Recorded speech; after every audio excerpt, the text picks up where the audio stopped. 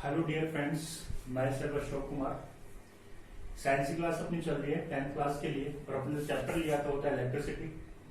ठीक है, last video में अपन ने जो टॉपिक एंड किया था वो था सीरीज कॉम्बिनेशन ऑफ रेजिस्टेंस। ठीक है, सीरीज कॉम्बिनेशन पर क्या देखा था कि अगर अपने पास में मोर देन 2 रेजिस्टेंस सीरीज में कनेक्टेड हैं तो उनका रिजल्टेंट रेजिस्टेंस क्या था, R is equal to R1 plus R2 plus R3।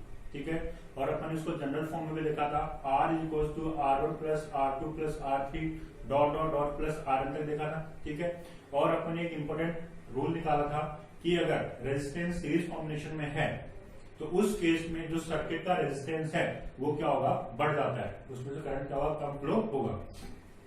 अब आज अपना टॉपिक है वो है पैरेलल कॉम्बिनेशन ऑफ रेजिस्टेंस। ठीक है, पैरेलल कॉम्बिनेशन ऑफ रेजिस्टेंस अपन देखेंगे इसका इफेक्टिव रेजिस्टेंस क्या होता है, इसकी क्या क्या इंपॉर्टेंस है, सीरीज कॉम्बिनेशन ज्यादा इंपॉर्टेंट है या पैरेलल ज्यादा एफिशिएंट है, वो अपन देखेंगे। तो सबसे पहले अपन इसका सर्किट डायग्राम देखते हैं। मैंने आपको कल भी बताया था लास्ट वीडियो में कि जो आपका सीरीज और पैरेलल कॉम्बिनेशन है वो दोनों ही बोर्ड आरबीएससी और सीबीएसई दोनों बोर्ड के लिए मोस्ट इंपोर्टेंट है। दोनों ही बोर्ड में इसके बेसिस पे डेरिवेशन या एक न्यूमेरिकल पक्का आता है। तो अपन सबसे पहले पैरेलल कॉम्बिनेशन में क्या बनाते हैं, सर्किट डायग्राम बनाते हैं। सपोज दैट अपने पास क्या है, ये 3 रेजिस्टेंस है।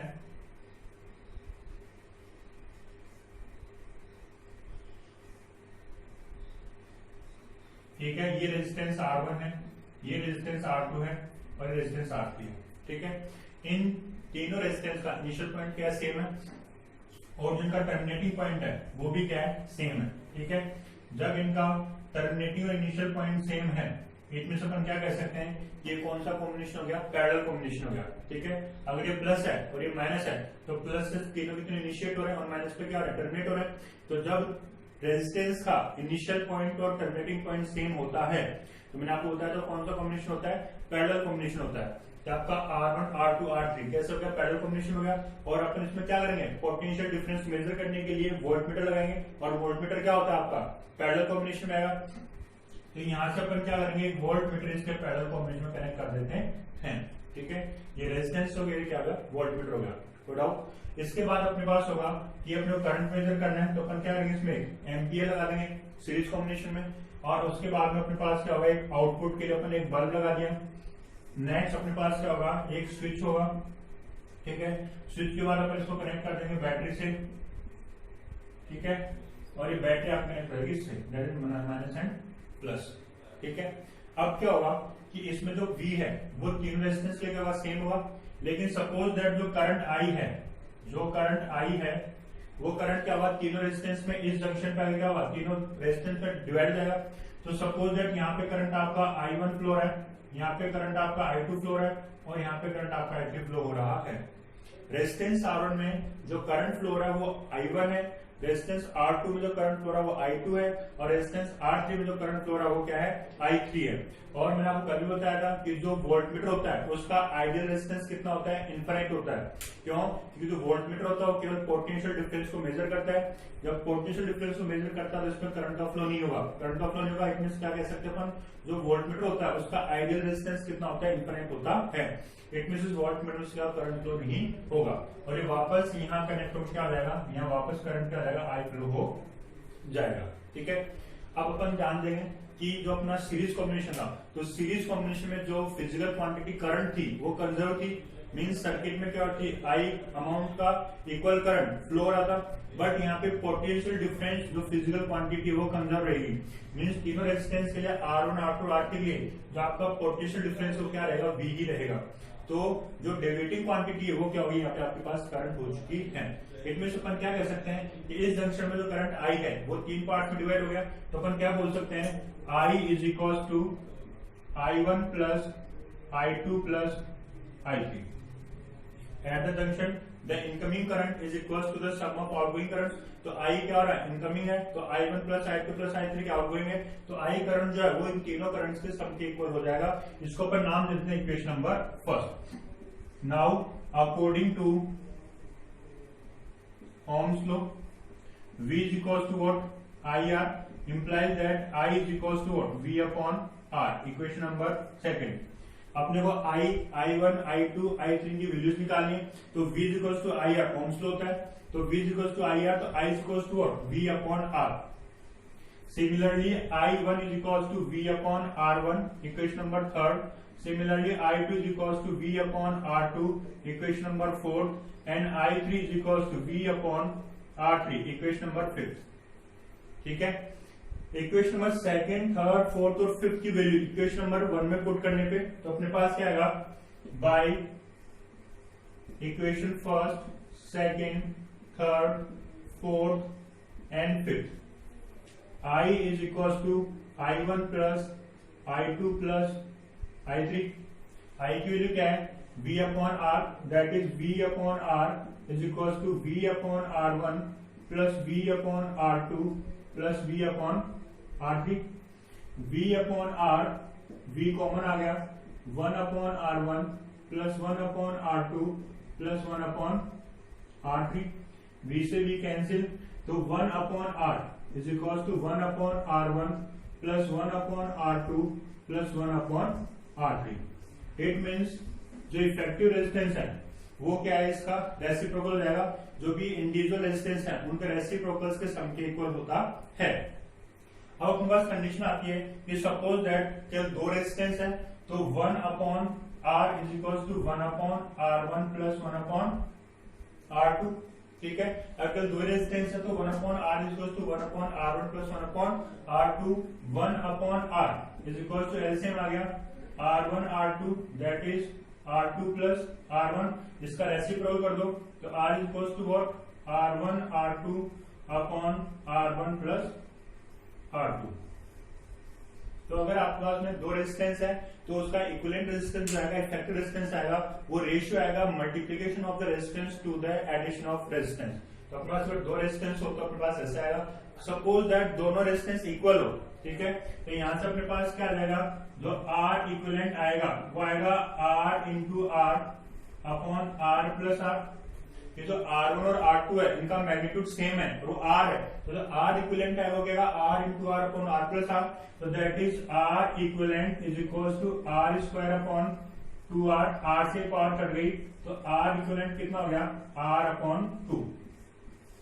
ठीक है, ये तीनों कंडीशन अपने देख ली। पहली कंडीशन क्या थी, 3 रेजिस्टेंस की, दूसरी 2 की, और जब R इक्विवेलेंट निकालेंगे, अगर आपके पास दोनों रेजिस्टेंस क्या है, इक्वल है, तो क्या होगा R/2। अगर रेजिस्टेंस इक्वल है, दो रेजिस्टेंस है, तो सीरीज कॉम्बिनेशन में R इक्विवेलेंट आया था 2R और पैरेलल में आ रहा R/2। It mean series combination में जो रेजिस्टेंस इक्विवेलेंट होता है इक्वल रेजिस्टेंस के लिए, तो वो क्या होता है, बढ़ जाता है, जबकि पैरेलल में क्या होता है, कम हो जाता है। दैट इज द रीजन कि डोमेस्टिक सर्किट्स जो होते हैं अपने क्या होते हैं, पैरेलल कॉम्बिनेशन में होते हैं, ताकि क्या करते हैं, सर्किट के रेजिस्टेंस को कम कर देते हैं और करंट क्या होता है, ज्यादा अमाउंट में फ्लो होता है, तो करंट की एफिशिएंसी बढ़ जाती है। अगर अपने पास में क्या हो कि ये जनरल एन टर्म्स हो, एन आपको तो रेजिस्टेंस होती है, यहाँ पे रहेगा 1 upon R is equal to 1 upon R1 plus 1 upon R2 plus 1 upon R3 dot dot dot plus 1 upon RN। तो इस तरीके से क्या था अपने, ये पैरेलल कॉम्बिनेशन था। दोबारा देखिए, पैरेलल कॉम्बिनेशन ऑफ रेजिस्टेंस, अगर आपके पास मोर देन 2 रेजिस्टेंस का इनिशिएटिंग पॉइंट और टर्मिनेटिंग पॉइंट एक ही है तो पैरेलल कॉम्बिनेशन होता है। यहाँ से अपने तीनों रेजिस्टेंस को R1 R2 R2 parallel combination में ऐड कर दिए, और जो फिजिकल क्वांटिटी पोटेंशियल डिफरेंस है वो तीनों ही रेजिस्टेंस के लिए क्या होगी, सेम रहेगी। ठीक है, तो जो करंट है वो क्या होगा, तीनों ब्रांचेज में अलग अलग सप्लाई होगा। तो R1 वाले में अपने अज्यूम कर लिया I1, R2 वाले में अज्यूम कर लिया I2 और R3 वाले में अज्यूम कर लिया अपने I3। तो जो टोटल करंट है I इक्वल्स टू हो जाएगा I1 plus I2 plus I3। ठीक है, अब अपन ओम्स लॉ पढ़ा था अपने, V is proportional to I, तो V is equals to IR। जो V is equals to IR है, अपने को I, I1, I2, I3 value निकालनी है, तो I इज इक्वल्स टू क्या हो जाएगा, V अपॉन R। तो I1 क्या हो जाएगा, V upon R1, I2 V upon R2 और I3 V अपॉन R3। इन चारों की वैल्यू अपन यहाँ पुट कर देते हैं, यहाँ पुट करके सॉल्व करेंगे तो अपने पास आएगा 1 upon R is equals to 1 upon R1 plus 1 upon R2 plus 1 upon R3। अगर 4 रेजिस्टेंस होंगे तो 1 upon R is equals to 1 upon R1 plus 1 upon R2 plus 1 upon R3 plus 1 upon R4। अगर दो रेजिस्टेंस है तो 1 upon R is equal to 1 upon R1 plus 1 upon R2। यहाँ इसका LCM R1 R2 आएगा तो आ जाएगा R2 प्लस R1।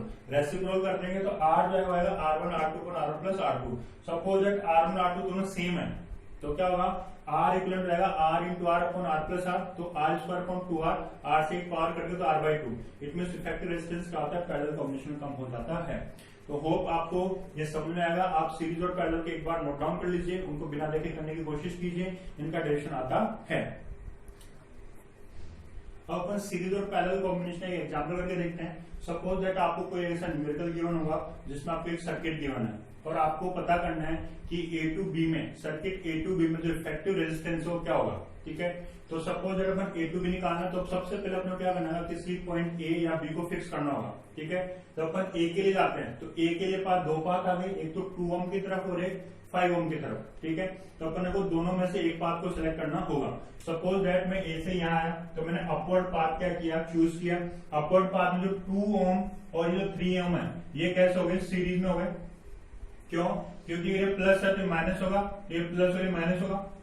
ये ऊपर वाला पाथ कैसे हो गया, सीरीज में हो गया। तो ये आपका हो गया R1 और ये हो गया आपका R2। तो इसके लिए अपने पास में जो इफेक्टिव रेजिस्टेंस आएगा R सीरीज क्या आ जाएगा, R1 plus R2 that is 2 plus 3 that is 5 ओम। ठीक है, ऐसे ही जब अपन डाउनवर्ड जाएंगे तो ये और ये दोनों कैसे हैं, सीरीज में है। जब दोनों सीरीज में तो यहां से RS इसको आप मान लीजिए 1 और ये रहेगा आपका RS2। ठीक है, ये कितना जाएगा आपका 5 प्लस 4 दैट इज 9 ओम। ठीक है, तो इसका इक्विवेलेंट सर्किट कुछ इस तरीके से बनेगा कि ये आपका ए है, इस ए से एक तो आपका इफेक्टिव रेजिस्टेंस यहां आ गया और एक आपका इफेक्टिव रेजिस्टेंस यहां आ गया और ये पॉइंट हो गया बी। ये इफेक्टिव रेजिस्टेंस आपका कितना हो गया 5 ओम और ये इफेक्टिव रेजिस्टेंस कितना हो गया आपका 9 ओम। ठीक है, दोबारा देखिए, अपने को क्या था, एक रेक्टेंगल शेप में 4 रेजिस्टेंस रखे थे। ए पॉइंट से अपने पास 2 पाथ आ रहे थे। अपने ऊपर वाले पाथ में देखा तो 2 ओम और 3 ओम दोनों रेजिस्टेंस कैसे हैं, सीरीज में कनेक्टेड है।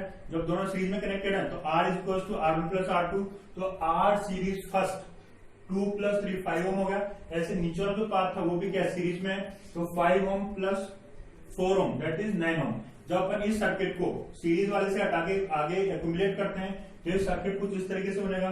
इन दोनों कंबाइन करके क्या हो गया 5 ओम हो गया, 5 ओम हो गया, और इन दोनों कंबाइन करके कितना हो गया 9 ओम हो गया। ठीक है, अब ये दोनों कैसे हैं, पैरेलल कॉम्बिनेशन में। तो यहां से अपने पास क्या रहेगा, R पैरेलल निकालना है तो फॉर्मूला क्या होगा, 1 upon R parallel is equal to 1 upon R1 plus 1 upon R2।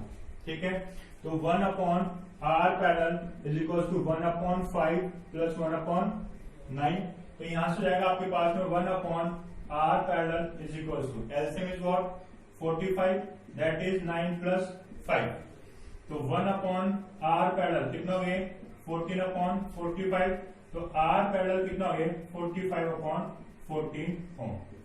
इसको आप सोल्व भी कर सकते हैं, ये यहाँ पे भी रख सकते हैं। तो इस सर्किट का जो इफेक्टिव रेजिस्टेंस है वो कितना होगा 45 अपॉन 14 ओम होगा। दोबारा देख लीजिए, इस तरह का आपको सर्किट गिवन होगा, उसमें आपको ये चेक करना है कि सीरीज में कौन सा कंबाइंड है और पैरेलल में कौन सा कंबाइंड है। जो सीरीज में उसका सीरीज का फॉर्मूला लगाना है, जो कंबाइंड में उनको अपने क्या करना है, पैरेलल वाला है तो पैरेलल का फॉर्मूला लगाना है। अपने पास 2 पाथ थे, ऊपर वाला पाथ भी सीरीज में और नीचे वाला भी क्या है सीरीज में। तो अपने जब सीरीज में कनेक्ट किया तो ये क्या होगा, एक रेजिस्टेंस की तरह बिहेव करेगा। तो ये अपने 5 ओम के लिए लिया, और जब इनको कंबाइन करेंगे तो भी क्या होगा, इक्विवेलेंट रेजिस्टेंस के लिए बिहेव करेगा। तो अपने इसको 9 ओम ले लिया। अब दोनों कैसे हैं, पैरेलल कॉम्बिनेशन में, तो अपने क्या किया, पैरेलल का फॉर्मूला लगा दिया। तो इस तरीके से अपने पास क्या है, एक न्यूमेरिकल मैंने आपको करा दिया है। ठीक है, तो यहाँ पे आपका सीरीज और पैरेलल कॉम्बिनेशन खत्म होता है। आपको होके समझ में आएगा। आपको अपनी बुक के जो भी न्यूमेरिकल्स हैं वो सॉल्व करने हैं। आपको लगता है कि कोई न्यूमेरिकल आपसे सॉल्व नहीं हो पा रहा है तो आप उसका फोटो खींच के मुझे सेंड कर सकते हैं, मैं आपको उसको सोल्यूशन बता दूंगा। इसके बाद अपने पास में 2-3 टॉपिक और बचे हैं जो अपन नेक्स्ट वीडियो में करेंगे। अगला टॉपिक अपना रहेगा जूल्स हीटिंग इफेक्ट। जूल्स का जो हीटिंग इफेक्ट है, जूल्स हीटिंग इफेक्ट को अपन देखेंगे, और लास्ट में अपन देखेंगे इलेक्ट्रिक पावर। उसके बाद अपना क्या होगा, चैप्टर फिनिश हो जाएगा और अपन इससे कुछ न्यूमेरिकल करने की कोशिश करेंगे। आपको ये वीडियो अच्छे से समझ में आएगा। ठीक है, चैनल को सब्सक्राइब कीजिए, शेयर कीजिए। Thank you for watching.